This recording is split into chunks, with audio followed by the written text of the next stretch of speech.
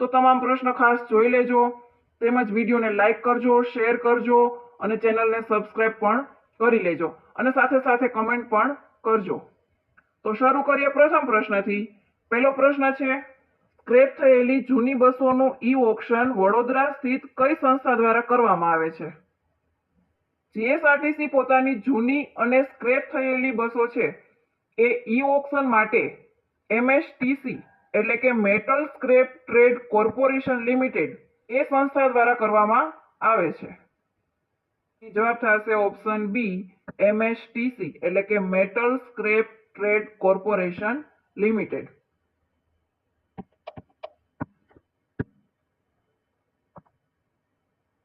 મુસાફરોની સુવિધા માટે હાઈવે પરની હોટલોને એસટી બસના રોકાણ માટે સત્તાવાર લાયસન્સ કોણ આપે છે?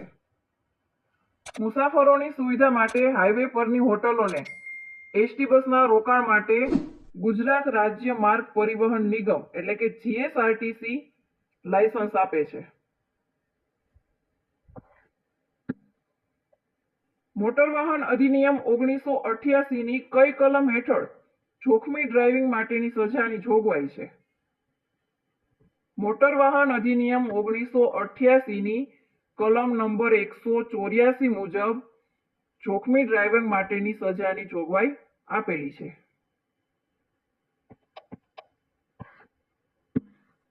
મોટર વાહન અધિનિયમ મુજબ લર્નિંગ લાયસન્સની સામાન્ય માન્યતા કેટલી હોય છે? મોટર વાહન અધિનિયમ મુજબ લર્નિંગ લાયસન્સની સામાન્ય માન્યતા હોય છે 6 મહિનાની.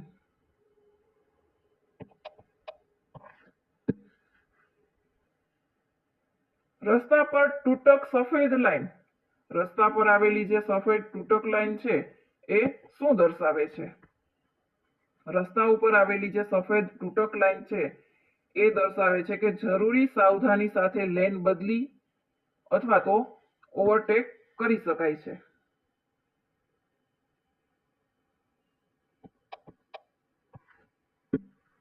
મોટર વાહન અધિનિયમની કઈ કલમ ઝડપ મર્યાદા એટલે કે સ્પીડ લિમિટના ભંગ સાથે સંબંધિત છે? મોટર વાહન અધિનિયમની કલમ 183 માં ઝડપ મર્યાદા એટલે કે સ્પીડ લિમિટના ભંગ સાથે તે સંબંધિત છે.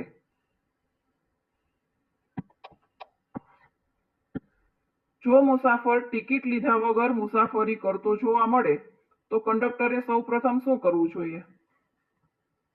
જો કોઈ મુસાફર ટિકિટ લીધા વગર મુસાફરી કરતો હોય તો કંડક્ટરે નિયમ મુજબ ભાડું અને લાગુ પડતો ચાર્જ વસૂલવાનો પ્રયાસ કરવો જોઈએ.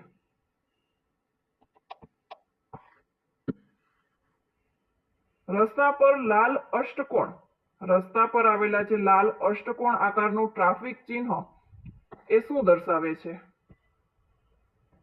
રસ્તા પર આવેલું જે લાલ અષ્ટકોણ આકારનું ટ્રાફિક ચિહ્ન છે એ દર્શાવે છે કે સ્ટોપ એટલે કે વાહન ઊભું રાખવું.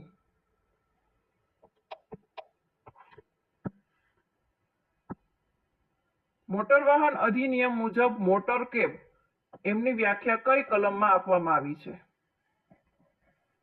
મોટર વાહન અધિનિયમ મુજબ મોટર કેબની વ્યાખ્યા આપવામાં આવી છે કલમ નંબર 2 ની પેટા કલમ 25 માં.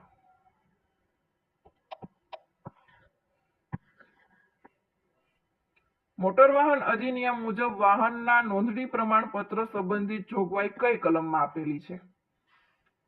વાહનના નોંધણી પ્રમાણપત્ર સંબંધિત જોગવાઈ એ કઈ કલમમાં આપેલી છે? એક આપેલી છે કલમ નંબર 41 માં. કયા ટ્રાફિક ચિહ્નનો આકાર ત્રિકોણાકાર હોય છે?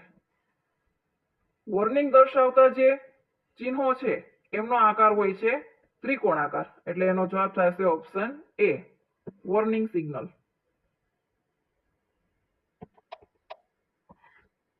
નીચેનામાંથી ક્યુ ઇન્ફોર્મેટરી ટ્રાફિક સિગ્નલ છે? ઇન્ફોર્મેટરી ટ્રાફિક સિગ્નલ છે હોસ્પિટલ.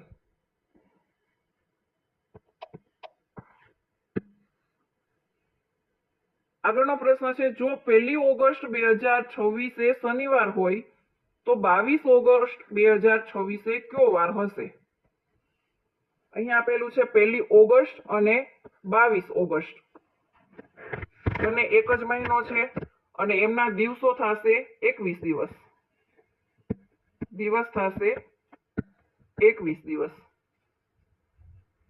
તો 21 ને આપણે કુલ દિવસ હોય છે 7, તો 7 વડે ભાંગીએ, 7 તેરી 21, એટલે શેષ આવશે 0.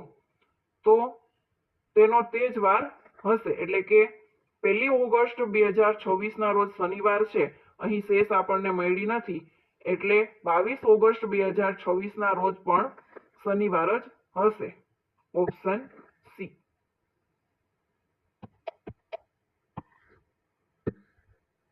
જેનો નાશ ન થાય તેના માટે એક શબ્દ કયો છે?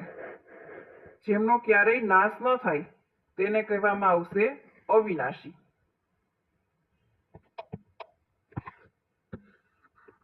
નીચેનામાંથી કયું એક ઓપરેટિંગ સિસ્ટમ છે? નીચે આપેલા 4 ઓપ્શન છે, એમાંથી કયું છે એ ઓપરેટિંગ સિસ્ટમ છે? વિન્ડોઝ 11 છે એ ઓપરેટિંગ સિસ્ટમ છે, જ્યારે MS એક્સેલ અને MS વર્ડ એ છે એપ્લિકેશન સોફ્ટવેર. એપ્લિકેશન સોફ્ટવેર છે. અને જ્યારે ગૂગલ ક્રોમ છે એ છે વેબ બ્રાઉઝર છે. અહીં આવશે ઓપરેટિંગ સિસ્ટમ થશે વિન્ડોઝ 11. આગળનો પ્રશ્ન છે AZBYCX અને DW, તો આગળના કયો મૂળાક્ષર આવશે? અહીં બધાના પહેલા અક્ષર છે તે ક્રમિક છે, એટલે કે A, B, C અને D, અને બીજા ઓપ્શન છે એ ઉલટા ક્રમે છે. પ્રથમ અહીંયા W છે, પછી X, Y અને Z, તો પાછળના અક્ષર છે એ ઉલટા ક્રમે આવેલા છે અને પહેલા અક્ષર છે એ ક્રમિક છે. તો અહીં પહેલો અક્ષર આવશે A, B, C અને D, તો પહેલો અક્ષર આવશે E. અહીંયાથી V થી ચાલુ થશે, એટલે કે W ની પહેલા આવશે V, એટલે કે V, W, X, Y અને Z, એટલે બીજો મૂળાક્ષર આવશે V, એટલે આપણો જવાબ થશે EV. Option A.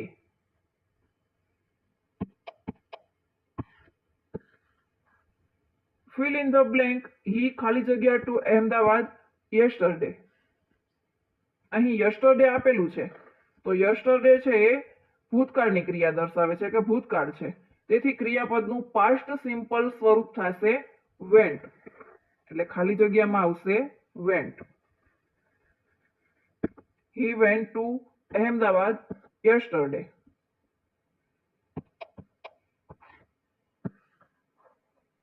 આગળનો પ્રશ્ન છે એક વ્યક્તિ પૂર્વ તરફ મોં કરીને ઊભો છે, તે 90 અંશ જમણી તરફ અને પછી 180 અંશ ડાબી તરફ વળે છે, તો હવે તેનું મોં છે એ કઈ દિશામાં હશે? અહીંયા આપણે જોઈએ, અહીંયા તે વ્યક્તિ છે, અહીંયા ઉપર આપેલું છે ઉત્તર,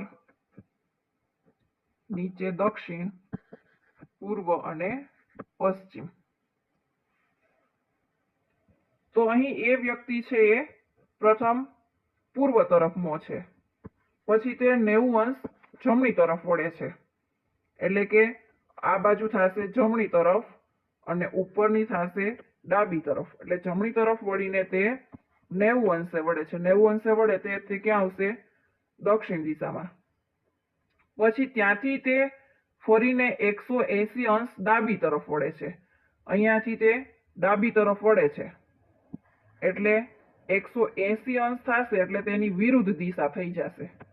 180 અંશ થશે એટલે તે વિરુદ્ધ દિશામાં ફરશે.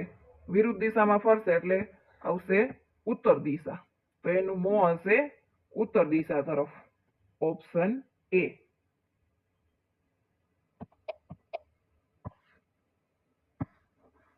શ્વેત ક્રાંતિના જનક કોણ કહેવાય છે?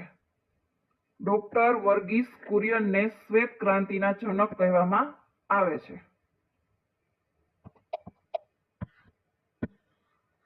દૂધનું દૂધ અને પાણીનું પાણી કરવું કહેવતનો અર્થ શું થાય છે? એટલે કે સત્ય અને અસત્ય વચ્ચે યોગ્ય નિર્ણય કરવો, એટલે કે દૂધનું દૂધ અને પાણીનું પાણી. એટલે એનો જવાબ થશે ઓપ્શન બી કે ન્યાયપૂર્વક સાચો નિર્ણય કરવો.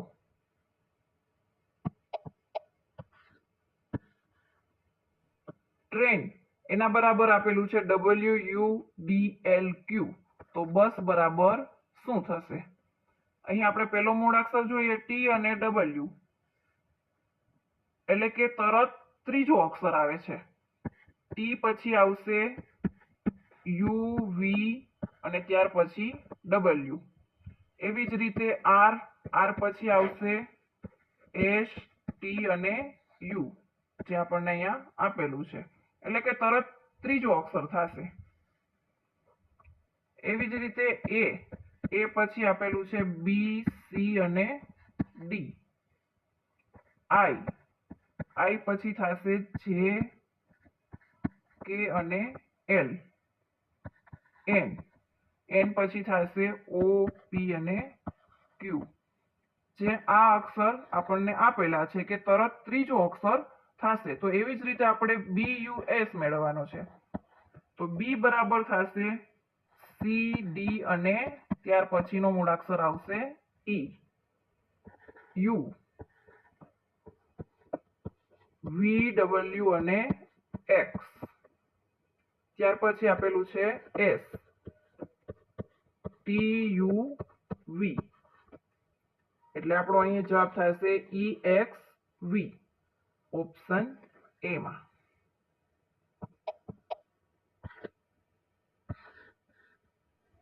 Choose the correct passive voice. Active voice આપેલું છે તેનું પેસિવ વોઇસમાં આપણે રૂપાંતર કરવાનું છે. તો વાક્ય આપેલું છે they clean the bus every day. They clean the bus every day. એનું પેસિવ વોઇસમાં રૂપાંતર કરવા માટે આ વાક્ય જે આપેલું છે એ પ્રેઝન્ટ સિમ્પલ ટેન્સ છે. તેથી તેનું પેસિવ વોઇસનું બંધારણ થશે am is are. Am is are. એટલે અહીં એનો જવાબ થશે option A, the bus is cleaned every day. અહીં આપેલું છે ઇઝ, માટે તેનું પેસિવ વોઇસ થશે ઓપ્શન એ.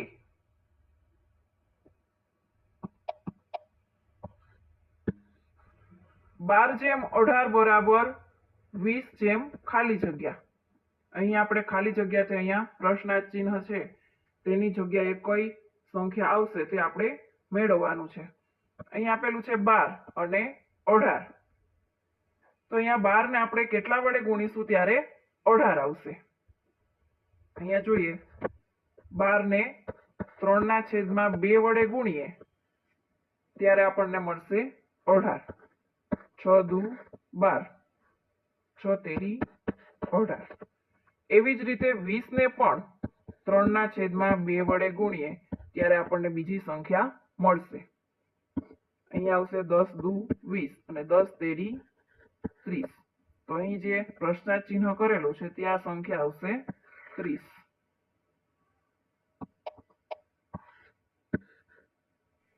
ભારતીય બંધારણમાં મૂળભૂત કર્તવ્યો કયા બંધારણીય સુધારા દ્વારા ઉમેરવામાં આવ્યા છે? ભારતીય બંધારણમાં મૂળભૂત કર્તવ્યો એ 42માં સુધારા દ્વારા ઉમેરવામાં આવ્યા છે.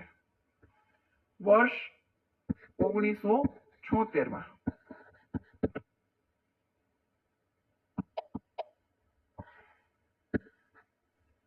એક ઘડિયાળ દરરોજ 5 મિનિટ આગળ વધે છે, તો 12 દિવસમાં તે કેટલા મિનિટ આગળ વધશે? દરરોજ આગળ વધે છે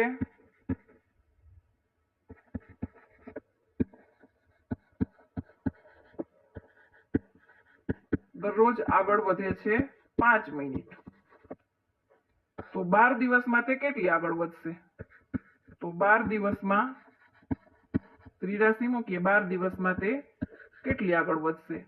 12 ગુણ્યા 5 એટલે થશે 60 મિનિટ.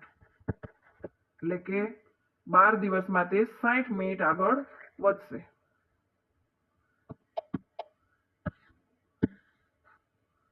MS એક્સેલમાં ફોર્મ્યુલા કયા ચિહ્નથી શરૂ થાય છે? MS એક્સેલમાં બધી ફોર્મ્યુલા છે એ ઇઝ ઇક્વલ ટુ થી શરૂ કરવામાં આવે છે, એટલે કે બરાબરથી શરૂ કરવામાં આવે છે.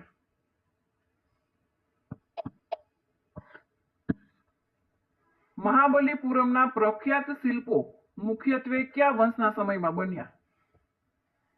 મહાબલીપુરમના પ્રખ્યાત શિલ્પો એ પલ્લવ વંશના સમયમાં બન્યા.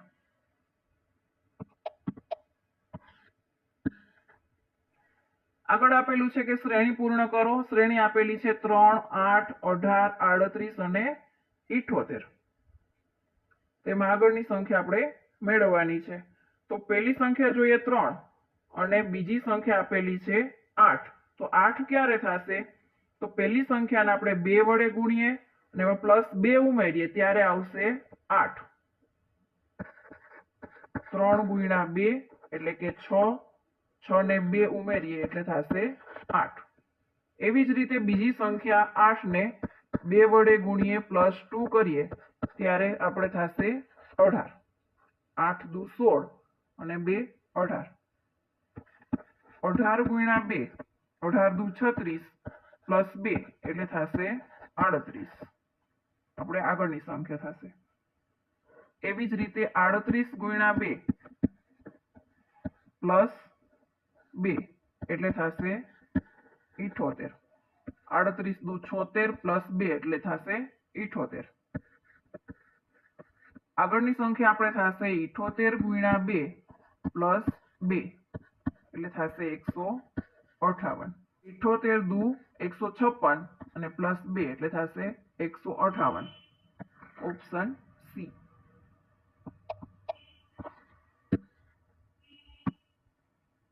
મોટર વાહન અધિનિયમ 1988 મુજબ ગુડ્સ કેરેજની વ્યાખ્યા કઈ કલમમાં આપવામાં આવી છે? મોટર વાહન અધિનિયમ 1988 મુજબ ગુડ્સ કેરેજની વ્યાખ્યા આપેલી છે કલમ નંબર 2 ની પેટા કલમ 14 માં.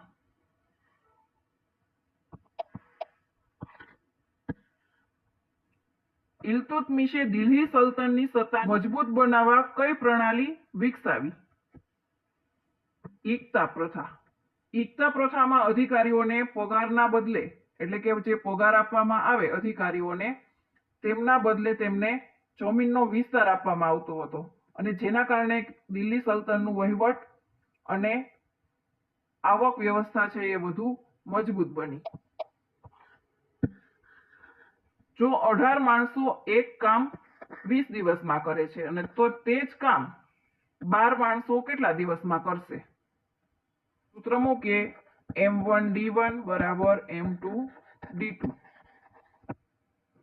M1 એટલે માણસની સંખ્યા આપેલી છે 18, દિવસ આપેલા છે 20 બરાબર M2 12 ગુણ્યા D2 આપણે મેળવવાના છે. એમના દિવસ આપણે મેળવવાના છે. તો D2 ને સૂત્રનો કરતા બનાવીએ. 12 છે એ આવશે નીચે. 18 ગુણ્યા 20 છેદમાં 12. 6 તેરી 18 અને 6 દુ 12. 2 10 20. 10 તેરી 30. D2 બરાબર આવશે 30 દિવસ. Option C. ભારતમાં સ્થાયી બંદોબસ્ત કયા ગવર્નર જનરલે અમલમાં મૂક્યો? ઈસવીસન 1793માં બંગાળ, બિહાર અને ઓડિશાના અમુક વિસ્તારમાં લોર્ડ કોર્નવોલિસે સ્થાયી બંદોબસ્ત છે એ અમલમાં મૂક્યો હતો.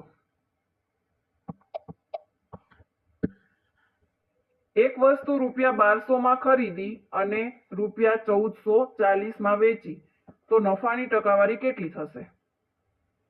અહીં વસ્તુની ખરીદ કિંમત ₹1200 છે અને તેમને વેચવામાં આવી છે 1440 તો તેમને પેલા નફો કેટલો થયો તે આપણે મેળવીએ.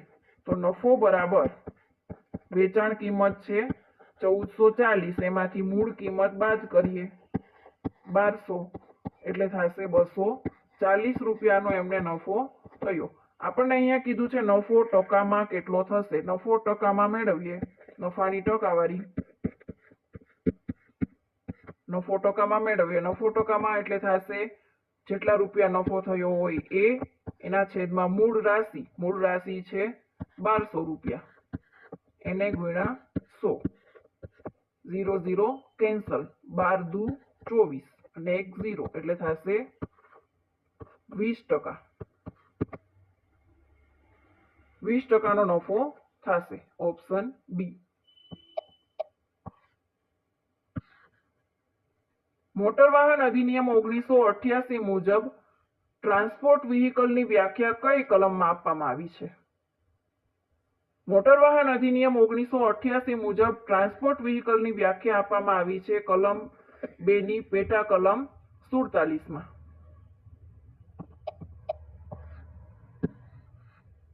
ભારતનો સૌથી લાંબો ડેમ કયો છે? ભારતનો સૌથી લાંબો ડેમ છે હીરાકુંડ ડેમ, જે ઓડિશામાં મહાનદી પર આવેલો છે.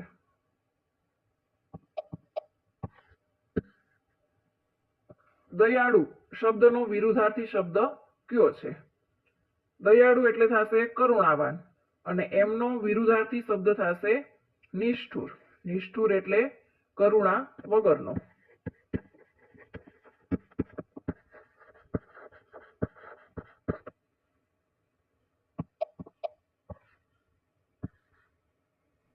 Choose the antonym of expand. Expand એટલે થશે વિસ્તૃત કરવું.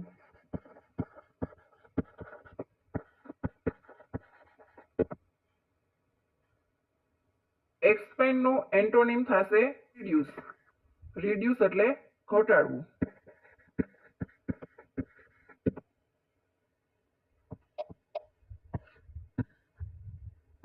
પગ પર કુહાડી મારવી, આ રૂઢિપ્રયોગનો અર્થ શું થશે?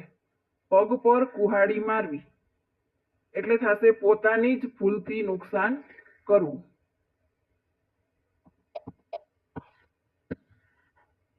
ભારતનું રાષ્ટ્રીય જળચર પ્રાણી કયું છે?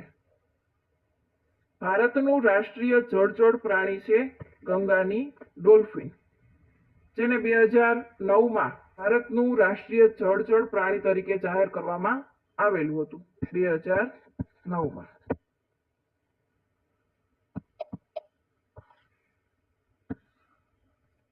ભાભર પ્રદેશ મુખ્યત્વે કયા પર્વતમાળાના દક્ષિણ ભાગમાં આવેલો છે? ભાભર પ્રદેશ આવેલો છે શિવાલિક પર્વતમાળાના દક્ષિણ ભાગમાં, એટલે કે શિવાલિક પર્વતમાળાના.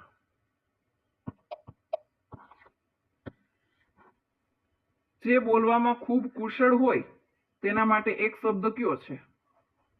જે બોલવામાં ખૂબ જ કુશળ હોય તેમને કહેવામાં આવે છે વાચાળ.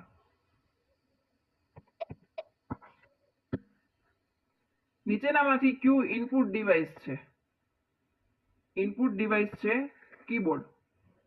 કીબોર્ડ દ્વારા કોમ્પ્યુટરમાં માહિતી દાખલ કરવામાં આવે છે, તેથી તે ઇનપુટ ડિવાઇસ છે. અને જ્યારે મોનિટર, પ્રિન્ટર અને સ્પીકર એ છે એ આઉટપુટ ડિવાઇસ છે.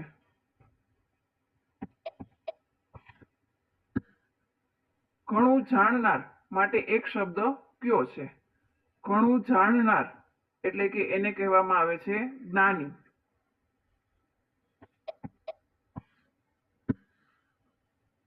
જેની યાદ સદાય રહે તેના માટે એક શબ્દ કયો છે?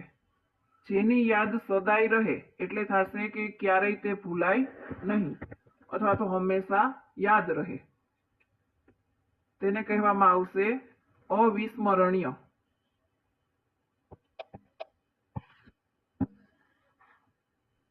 એક ગીગાબાઇટ એટલે કે 1 GB બરાબર કેટલા મેગાબાઇટ? એટલે થશે 1024 MB. Option C. નીચેનામાંથી કયું એક ઓપરેટિંગ સિસ્ટમ છે? ઓપરેટિંગ સિસ્ટમ છે વિન્ડોઝ 11. અને જ્યારે MS એક્સેલ અને MS વર્ડ છે એ એપ્લિકેશન સોફ્ટવેર છે, અને જ્યારે ગૂગલ ક્રોમ છે એ છે વેબ બ્રાઉઝર.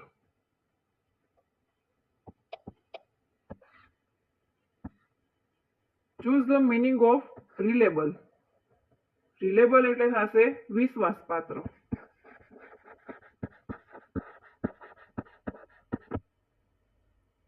અને એનો મીનિંગ થશે ટ્રસ્ટવર્થી એટલે કે ભરોસાપાત્ર.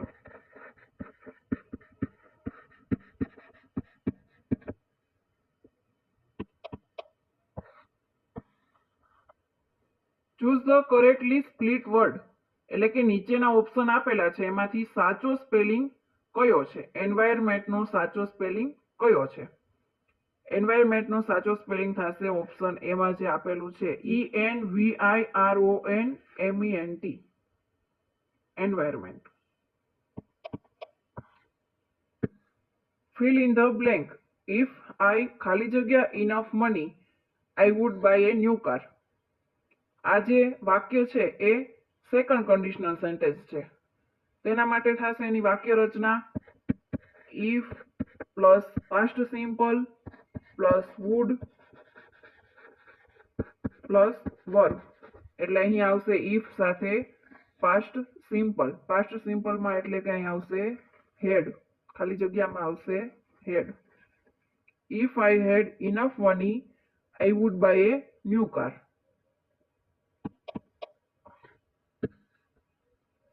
ભારતનો સૌથી લાંબો દરિયા કિનારો કયા રાજ્યનો છે? ભારતનો સૌથી લાંબો દરિયા કિનારો આવેલો છે ગુજરાત રાજ્યમાં. અને આની લંબાઈ કેટલા કિલોમીટરની છે તે તમારે કોમેન્ટ કરીને કહેવાનું છે.